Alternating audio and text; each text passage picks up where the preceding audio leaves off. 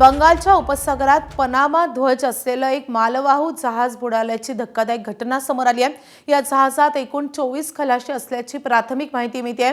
ओडिशाच्या किनारपट्टीपासून जवळपास 240 नॉटिकल मैल दूर अंतरावर ही घटना घडली आहे। या घटनेमुळे एकच खळबळ निर्माण झाली असून ओडिशामधील पारादीप बंदरामधून लोखंडी साहित्य घेऊन हे जहाज विदेशात निघालं होतं आणि या जहाजावर बहुतांश जण हे चीनी नागरिक असल्याची प्राथमिक माहिती मिळते।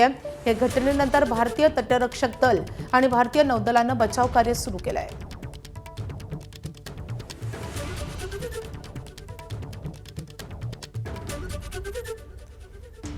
अजय धनजे आपले प्रतिनिधी आपल्या सोबत आहेत। अजय, नेमकं काय झालेलं आहे, कशी दुर्घटना घडली आहे? तर बंगालच्या उपसागरामध्ये एक मालवाहतूक जहाज बुडाल्याची माहिती आहे आणि 24 खलाशी यामध्ये अडकल्याची आपल्याकडे सध्या प्राथमिक माहिती आहे।